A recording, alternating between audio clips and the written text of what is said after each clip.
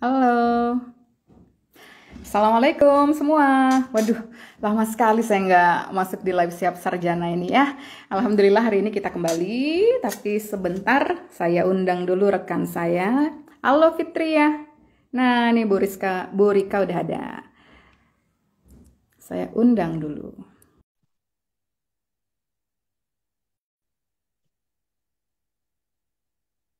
Bu Rika. Halo. Halo Bu Rika.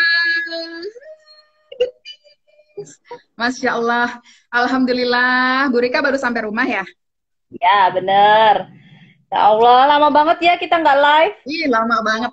Udah berapa abad kayaknya kita ini dulu ya, libur dulu karena berbagai macam kegiatan yang tidak bisa ditinggalkan. Ya, teman-teman tuh alhamdulillah sudah ada Titia Kurnia, tadi ada Fitria Eranda, Pipit. Halo. Ada Ishak Halo. ya. Bu Rika, teman-teman, hari ini saya dan Bu Rika pasti kalian udah nggak asing ya ngelihat siapa ini Bu Rika Rusri Virga, salah satu founder Siap Sarjana. Wajahnya udah warawiri di feed Instagram, udah famous banget lah ini melalui TikToknya. Pasti teman-teman udah familiar lah. Ya, jadi saya dan Bu Rika hari ini mau sharing ya, mungkin tepatnya sharing mengenai tema plagiarisme atau apa Bu Rika? Parafrase ya. Oh, para Prase sih sebenarnya. Oke, parafrase. Karena kami melihat kok makin ke sini kok sepertinya banyak anak-anak bimbingan kita yang nggak cuma bimbingan lah, siapa aja yang bertanya ke kami pasti nanyain, Bu, ini kami benar nggak dalam memparafrase? Bu, parafrase itu apa sih? Dan lain sebagainya. Padahal sebenarnya parafrase itu kan sesuatu yang wajib ya Bu Rika dalam sebuah artikel penelitian, termasuk Bu Rika nih. Sahabat-sahabat siap sarjana, saat ini kan beliau sedang menyelesaikan S3 di Universitas Padjadjaran Bandung. Pasti banyaklah informasi ilmu yang bisa di-share oleh Bu Rika sore ini. Makanya saya ngajak Bu Rika live sore ini untuk membagikan ilmu kepada kita semua. Nah, kalau secara tataran dasar itu kan sebenarnya parafrase itu strategi membaca ya, membaca kemudian menuliskan kembali dengan bahasa kita tanpa menghilangkan asal usul penulis. Nah itu perlu digarisbawahi, itu yang sering lupa. Kadang-kadang nggak cuma teman-teman mahasiswa, siapapun itu yang sedang mengerjakan artikel ilmiah itu kadang lupa karena merasa itu sudah bahasaku. Saya membaca, kemudian saya menuliskan kembali, berarti bahasaku dong. Kenapa aku harus mencantumkan buku yang kubaca? Itu salah besar. Salah kan, Bu Rika? Ya, benar benar benar benar. Jadi apa ya? Mungkin kita sore ini akan sharing ya, karena mungkin pusingnya tuh sebenarnya sama dengan calon sarjana yang saat ini mungkin join sama kita. Jadi dulu tuh kayaknya kalau masalah plagiarisme itu lebih banyak pada kayak apa sebuah produk, brand atau apa gitu kan. Kalau kita mirip misalnya ada brand apa, jamu bintang 7, terus kita buat jamu bintang 8, bintang 9. Jadi kita dianggap plagiat terhadap Ah, ya dianggap plagiat terhadap brand itu kan. Nah, brand. sekarang Ya. semakin dengan banyaknya karya-karya ilmiah yang banyak apa ya? Copy paste lah zaman dulu tuh. Jadi buat makalah, beli makalah zaman dulu, kemudian dia kumpulin lagi jadi makalah dia yang saat ini tugasnya Nah, misalnya. Nah, akhirnya itu jadi plagiat karena itu bukan punyanya kita, tapi kita akukan itu miliknya betul. kita. Semakin berkembang sekarang dengan banyaknya aplikasi-aplikasi untuk menghindari plagiat itu, banyak aplikasi-aplikasi untuk pengecekan plagiarisme. Nah, ini menjadi tantangan buat kita yang sekarang lagi studi. Jadi semuanya sekarang kan hampir semua universitas kayaknya mensyaratkan untuk cek Betul. plagiat sebelum lulus. Jangan sampai nanti skripsinya Bu Niken saya ambil di internet, saya rombak-rombak dikit-dikit, jadi skripsinya saya buat saya mendapat gelar sarjana yang berbeda. Nah, itu kan jadi masalah. Nah, nggak boleh. Nah, sekarang kalau kita nggak pinter-pinter, kadang-kadang itu kita merasa kita tidak plagiat, ternyata itu masuk dalam kategori plagiat. Contohnya kita membuat kutipan, Betul. loh Bu, saya kan udah mencantumkan sumbernya, kok kalau dicek pakai Turnitin, masih terdeteksi ya, kayak gitu. Iya nggak sih Bu Niken? Iya, sering tuh kayak gitu. Saya juga pernah. Nah iya sama, saya juga Itu dicek beberapa turnitin, kok masih kedetek gitu.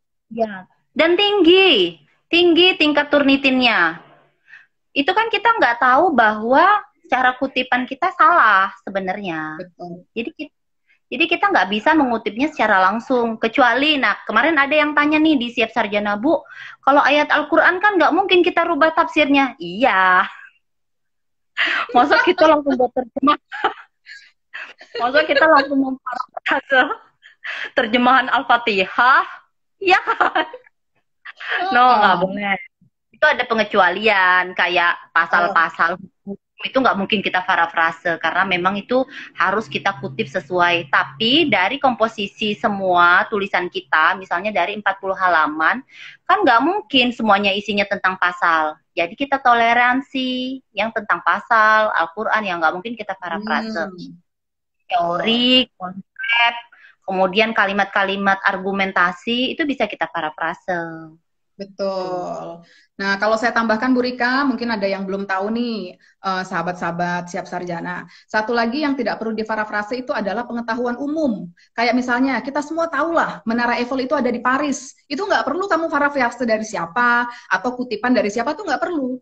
Jadi, untuk pengetahuan umum, kita nggak perlu parafrase atau memberikan tanda kutip dan meletakkan penulis. Dengan catatan itu pengetahuan umum. Seperti misalnya, jeruk berwarna oranye, Eiffel ada di Paris, Tugu ada di Jogja, karena itu sudah pengetahuan umum. Nah, itu pengecualian, gitu. Nggak tiba-tiba langsung Tugu ada di Jogja, Niken 2021 gitu ya. Wah, itu nanti Tugu itu milik saya jadinya. Nah, jadi yang Yang memang harus teman-teman parafrase ini adalah apa istilahnya? Temuan-temuan.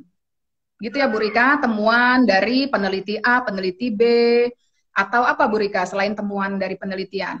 konsep-konsep baru, jadi ada pernyataan Konsep, dari betul. hasil hasil yang Teori, ini teori kayak gitu, itu harus kita parafrase. Jadi kalau betul. misalnya saya bilang bahwa Yogyakarta, Yogyakarta sebuah kota pelajar itu kan jadi konsep ya. Betul. Saat saya bilang Jakarta sebuah kota pelajar, mengutip kalimat dari saya, maka wajib hukumnya ditulis Rika 2021. Gitu. Oke, Nanti kenapa begitu? Ini jangan bingung dengan yang tadi saya katakan. Nanti ada yang bilang, loh Bu, itu kan pengetahuan umum, Jogja Kota Pelajar. Beda. Kenapa Jogja bisa dikatakan kota pelajar? Karena itu kan berdasar penelitian-penelitian yang sudah dijalankan. Jadi orang sudah ya meneliti, mengatakan bahwa oh ternyata Jogja ini kota pelajar berdasarkan penelitian, pengabdian dan lain sebagainya. Karena itu harus ada kutipan, begitu. karena bisa jadi Betul, akan keluar konsep berbeda kan saat ada orang yang mengatakan bahwa Jogja itu kota budaya. betul. Atau Jogja kota industri misalnya, Kayak gitu. Jadi gitu. memang apa ya, kayak gitu tuh butuh pemahaman, banyak baca kayak gitu. Karena dengan banyaknya kutipan parafrase yang kita lakukan itu sebenarnya juga apa ya, menunjukkan bahwa tingkat membaca kita. Jadi di situ nanti akan akhirnya menimbulkan bagaimana kebaharuan dari penelitian yang kita ambil. Jadi nggak hanya sekedar kita tumpukan berbagai macam definisi, terus kita kutip kayak gitu. Oke. Nah, tuh teman-teman, dari cuman berapa menit nih? 10 menit aja kita udah banyak diskusi ya tentang parafrase. Lalu yang mau saya tambahkan juga tadi apa? Oh ya, kalau teman-teman bingung bagaimana cara memparafrase, sebenarnya gampang. Kalian buka buku, buka aja satu halaman, kalian baca, kemudian kalian latihan, tulis kembali menggunakan bahasa kalian. Nggak perlu banyak. Satu halaman misalnya itu 4 paragraf. Kalian jadikan satu paragraf dengan bahasa kalian. Itulah parafrase. Tetapi jangan lupa tadi yang Bu Rika bilang, bahasa itu juga harus di apa Bu Rika biar nggak terdetek turnitin itu loh. Di parafrase menggunakan kalimat kita. Jadi kita gunakan, jadi sebenarnya kan kita suka terjebak dengan kalimat orang lain karena kita itu Betul. cenderungnya itu membaca di media digital, itu kita copy, kita paste kan. Nah, untuk memudahkan tadi yang seperti Bu Niken bilang, kamu tulis aja, misalnya ada 4 paragraf, terus kamu tulis aja ide pokok dari paragraf itu apa, tulis dulu paragraf ke-1, kemudian ide pokok paragraf kedua apa, sampai paragraf ke-4. Ulangi lagi baca 4 paragraf itu, kemudian lihat kata-kata kalimat-kalimat kunci dari yang udah kamu tulis, rangkai dia sehingga dia mencerminkan apa yang dimaksud dari 4 paragraf itu. Jadi tidak boleh menghilangkan maknanya, jadi harus tetap sama maknanya dengan dia. Terus jangan mentang-mentang udah dirubah pakai bahasa sendiri, terus mengaku itu punya dia, itu nggak boleh. Makanya harus tetap ada kutipan. Nah, jadi itu yang perlu digarisbawahi ya, teman-teman siap sarjana. Kalau kalian mendapatkan ide, masukan dari sebuah literatur, entah itu e-book, entah itu jurnal, entah itu proceeding, entah itu majalah, apapun itu, kalian membaca, kalian dapat ide, kemudian kalian tuliskan kembali dengan bahasa kalian, tetap harus cantumkan rujukan. Itu e-booknya siapa, itu jurnalnya siapa, itu majalahnya terbitan mana, tetap harus kalian tuliskan. Kecuali yang tadi saya katakan pengetahuan umum, itu boleh tidak kalian cantumkan. Begitu. Karena memang sekarang sih pengalaman makin kesini makin ketat ya. Naskah-naskah ilmiah publikasi itu semakin ketat. Jadi banyak juga akibat tingginya plagiarisme yang terjadi itu, malah status kesarjanaan kita tuh bisa dicabut oleh institusi pendidikannya. Jadi itu ada beberapa batas-batas maksimalnya berapa persen kayak gitu. Kalau untuk saat ini sih normalnya itu nggak lebih dari 20% biasanya. Itu masih ditoleran. Oke, Bu Rika, kita kasih kesempatan ya. 2 penanya aja cukup lah kalau ada yang mau nanya ini sebelum maghrib. Silahkan. Kami live hari ini nggak banyak-banyak. Kami live hari ini nggak panjang-panjang, pokoknya kami sudah menyampaikan, nanti ditutup, kita ketemu lagi di live yang lain. Makanya sekarang yang mungkin punya pertanyaan, silahkan. Atau mungkin kita mau tanya ya, kita mungkin mau tanya ya, di sini rata-rata kampusnya dari mana aja? Yang join live bareng kita pada sore hari ini, rata-rata dari kampus mana aja, mungkin bisa share. Terus kalian kalau mau cek Turnitin, ada nggak fasilitasnya di kampus kalian? Nah, nih ada Sri NRHDYH, Hafizain. Oh ada nih, Telin Hon. Maaf Bu, dalam penulisan hasil skripsi, jika ingin menambahkan hasil penelitian orang lain, apakah bisa dikutip secara langsung atau perlu parafrase? Terima kasih. Oke, saya dulu menjawab, nanti mungkin Bu Rika juga bisa memberikan masukan Bu Rika. Kalau kamu mau ngambil dari hasil penelitian orang, kalau kamu mengutip secara langsung, kamu menggunakan tanda kutip. Nah, itu kamu mengutip secara langsung tanpa kamu mengubah isi kalimat itu. Tetapi kalau kamu parafrase, kamu menggunakan bahasamu, tetap juga harus kamu lampirkan. Referensi milik siapa itu? Penelitian milik siapa itu?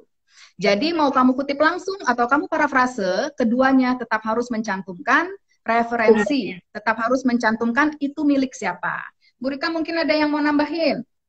Ya benar. Jadi karena ada misalnya kalau penelitian-penelitian yang bukan dari sosial itu kan biasanya nanti ada kayak pengaruh atau apa signifikan atau apa itu kan nggak mungkin kamu parafrase.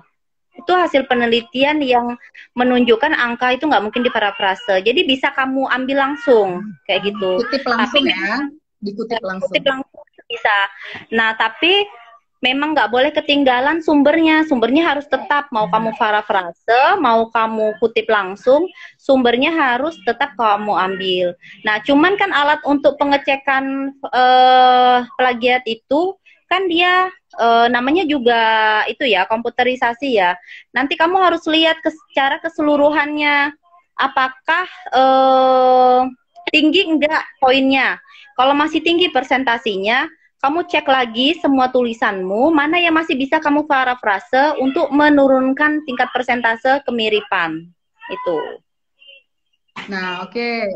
Sama kan apa yang saya sampaikan dengan Bu Rika sampaikan. Tadi Bu Rika menambahkan tentang bagaimana mengecek supaya itu tingkat kemiripannya tidak tinggi. Tadi sudah dijawab ya, Mbak apa Mas ini, Telin Don.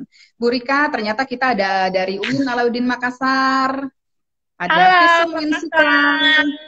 Ada UIN Cirebon, ada Bu Ajeng juga. Bu Ajeng ini juga salah satu founder Siap Sarjana. Bu Ajeng kalau ada mau menambahkan masukan silahkan ditulis. Nanti kami bacakan Bu Ajeng. gitu. Ini juga ada yang tanya ini, Kak Niken. Kalau pakai Turnitin baiknya kalau bab 1 sampai 5 udah selesai semua, apa baiknya per bab gitu. Sebelum pakai Turnitin, kita bisa cek lewat web plagiarism gitu juga boleh kan, Bu, katanya. Sebaiknya kalau cek Turnitin itu setelah selesai ya. Kamu kalau pakai bab, terutama bab 1 yang akan penuh dengan konsep-konsep teori dan segala macam, pasti akan tinggi. Jadi kalau mau ngecek, tunggu sampai udah selesai semua, terus nanti dicek. Nanti akan skripsinya kamu tuh akan penuh dengan warna-warni cinta. Merah, kuning, hijau. Nah, ini yang belum pernah nyoba Turnitin mungkin belum tahu. Kalau kalian masukin tulisan kalian ke Turnitin, itu nanti warna-warni keluar. Berapa ya, persennya, bener. berapa persennya. Betul yang Bu Rika bilang, kayak pelangi. Itu kemudian boleh nggak sih sebelumnya kita cek di WP plagiarism. Nah, ini harus kamu hati-hati karena web-web yang tidak resmi dan tidak berbayar itu bisa membuat tulisanmu akan tampil terpublish di internet yang nanti akhirnya bisa terdeteksi saat kamu cek kembali seperti kayak plagiat seutuhnya padahal itu tulisanmu sendiri loh. Nah, itu kamu harus hati-hati. Jadi saat mau melakukan pengecekan, usahakan kamu mengecek menggunakan Turnitin yang premium dan berbayar. Biasanya sih kampus-kampus ada nyediain ya. Coba yang Makassar di kampusnya nyediain nggak? Tadi ada yang bergabung Cirebon, udah nyiapkan Turnitin nggak? Nah, tuh. Nah, ini penting banget ya buat teman-teman siap sarjana dan teman-teman mahasiswa dimanapun berada lah. Jadi memang kalau mengecek Turnitin itu jangan sembarangan.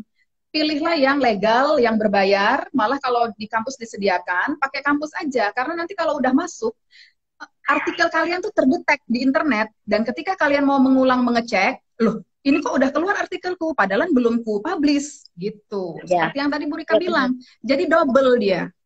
Kalau berbayar kan tidak terdetek karena artikel kalian nanti dilindungi. Ya benar, artikel itu wajib untuk dilindungi karena nanti kasusnya jadi berat kalau misalnya secara sistem dia terdeteksi misalnya Turnitinnya 99%. Ya iya terdeteksi 99% karena itu kan memang artikel kita yang sebelumnya udah kita cekkan, tapi karena tidak menggunakan Turnitin premium, akhirnya dia terpublish di situ. Terdeteksilah di dalam ruang digital itu. Nah, paham ya teman-teman siap sarjana di sini. Jangan menggunakan Turnitin sembarangan, apalagi yang bebas lepas di sekian banyak web-web yang bertebaran di internet itu. Nanti kalian bisa double detect, padahal kalian belum publish. Gitu. Pokoknya cek aja dulu kampus kalian. Kampus kalian cek. Atau enggak kalian bisa menggunakan institusi pendidikan lain yang menyediakan Turnitin premium. Nah, itu untuk melindungi naskah kalian agar naskahnya tetap aman. Next, siap sarjana juga akan punya Turnitin premium. Jadi kalian nanti bisa lewat kita ngeceknya. Nah, tuh bisa di ini ya, bisa ditulis di dalam note ya, siap sarjana mau ngadain Turnitin. Oke, ini ada pertanyaan lagi nih, Bu. Kadang cek Turnitin artikel, tapi daftar pustaka juga terdeteksi. Untuk menghindari terdeteksi bagian daftar pustaka, gimana, Bu? Gimana, Bu Rika?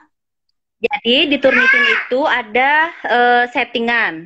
Nah, setiap universitas itu punya kebijakannya masing-masing. Dia ada yang mentolerir kesamaan kata 1%, 2%, 3%. Nah, tergantung masing-masing. Tapi biasanya sih rata-rata dia akan memberi toleransi antara 1 sampai 3%. Kalau tidak sampai kalau nggak sampai 3% atau 1%, dia nanti bebas kayak gitu. Nah, kita juga bisa mengekskludkan daftar pustaka. Jadi settingan daftar pustaka itu memang nggak boleh dimasukkan. Untuk pengecekan Turnitin, kalau di UGM biasanya yang dicek, yang diserahkan itu tanpa daftar pustaka. Jadi benar-benar artikelnya toh. Iya, naskahnya toh. Jadi benar-benar nggak ada cover, nggak ada judul, nggak ada daftar isi. Termasuk bagan juga nggak ada, daftar isi. Hasil cek itu yang nanti akan dilampirkan sebelum kalian melakukan ujian. Itu penting banget. Nah, kalau full semuanya dan pihak yang menyiapkan Turnitin atau yang memegang kendali Turnitin di kampus kalian itu tidak mengekskludkan daftar pustaka, maka daftar pustakanya akan terdeteksi kayak gitu. Betul. Tapi biasanya Nah, sih kalau profesional dia biasanya sudah dia ekskludkan. Nah, ini digaris bawahi juga ya teman-teman siap sarjana. Jadi kalau kalian mau masukin artikel untuk diturnitin, daftar pustakanya dikeluarin dulu. Atau bahkan beberapa kampus biasanya sudah mengekskludkan itu. Daftar pustaka, bagan, kata pengantar, pokoknya yang di luar konten. Yang di luar konten artikel kalian, itu dikeluarkan dulu. Nah, Iya, jadi benar, yang betul-betul diturnitin itu ya artikel tok gitu ya. Kontennya, Nah, gitu. isinya. Kontennya. Oke. Bu Rika, ini sudah ada 3 penanya ya. Gimana Luar biasa ya. Alhamdulillah, tanpa kita ada woro-woro ya, ternyata masih tetap setia di setiap sarjana. Terima kasih ya, ini sudah banyak yang bergabung ini, bahkan dari Makassar, dari mana tadi, Cirebon, UGM, Semarang Bu, Erdok TV ini ada Semarang juga. Lalu mana lagi nih, UIN Fishum juga ada nih, teman-teman Fishum. Win suka. Alhamdulillah. Bu Rika, kita cukupkan yuk dulu. Nanti kita sambung di gelombang kedua. Yang penting tadi saya mengulang kembali ya teman-teman. Cara untuk kalian membuat parafrase. Yang pertama parafrase ya. Jadi tadi kita membahas ternyata 2 hal nih. Pertama parafrase, kedua turnitin. Saya memberi kesimpulan untuk parafrase. Bu Rika nanti memberi kesimpulan untuk turnitin ya Bu Rika. Oke, yang pertama parafrase dulu. Untuk kalian bisa belajar bagaimana memparafrase, kalian ambil buku, buka 1 halaman, paragraf per paragraf, kalian ambil intisarinya. Setelah kalian tahu intisarinya, baru kalian gabungkan. Oh, ternyata halaman, misalnya katakanlah halaman 3 berbicara tentang ini misalnya. Lalu kalian masukkan ke dalam artikel kalian, jangan lupa, tetap, apa istilahnya Bu Rika, penulis tetap disertakan di dalam situ. Meskipun kamu merasa itu sudah bahasamu, tetapi kan ide yang kamu dapatkan tetap dari buku yang utama itu tadi. Itu yang pertama. Kemudian yang kedua, bagaimana caranya supaya kita bisa terbiasa memparafrase? Ya itu tadi, kamu belajar terus. Membaca, mencatat. Membaca, mencatat, membaca, mencatat. Lama-lama kamu akan terbiasa di situ. Ya, silakan Bu Rika yang turnitin. Untuk turnitin, pada sore hari ini kita mengingatkan untuk kalian jangan sembarangan mengecek karya ilmiah kalian, skripsi kalian, atau naskah publikasi kalian dengan turnitin-turnitin di internet yang gratisan.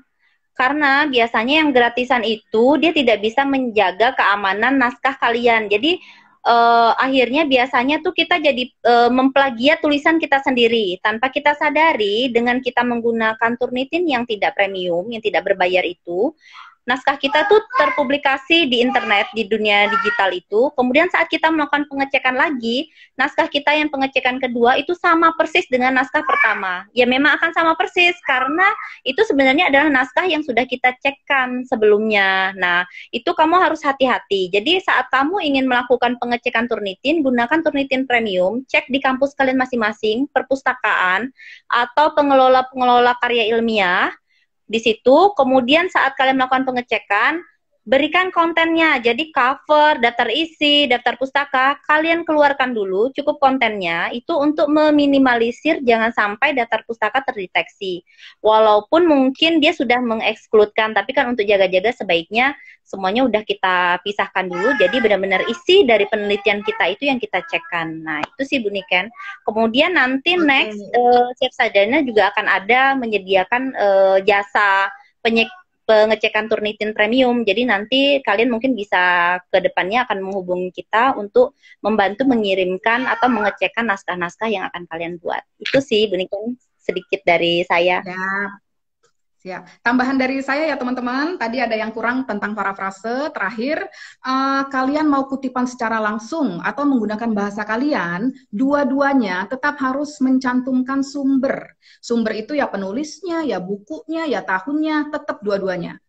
Sekali lagi, mau kutipan langsung atau menggunakan parafrase dengan bahasa kalian, tetap dua-duanya dicantumkan. Oke, teman-teman siap sarjana? Oke, Bu Rika, hari ini kita sudah berbagi ilmu, semoga menjadi amal jariah kita. Buat teman-teman juga semoga menjadi masukan ya, masukan buat teman-teman dan bisa diterapkan. Yang mungkin lagi lagi mengerjakan skripsi, lagi mengerjakan tesis, mungkin ada juga di sini yang S2. Semoga ini bisa menjadi manfaat buat kalian. Ya, terima kasih ya semua. Bu Rika, makasih yang baru pulang dari mana ini tadi, dari ngerjain disertasi, entah di mana. Makasih ya Bu Rika. Bu Kita Niken, ketemu di... siap sarjana dong. Siap sarjana? Siap dong. Bu Niken sampai lupa loh, saking lama nggak live. Iya loh, astagfirullahaladzim. Ah, diulang ah, semangat. Siap sarjana. Siap dong. Siap, mantap. Oke. Kita ketemu di volume selanjutnya ya untuk membahas hal-hal lain seputar skripsi, disertasi, dan lain sebagainya. Seputar pengerjaan artikel ilmiah. Terima kasih semua. Tetap sehat, tetap terapkan protokol kesehatan. Sampai jumpa di sharing artikel ilmiah selanjutnya. Wassalamualaikum warahmatullahi wabarakatuh. Waalaikumsalam.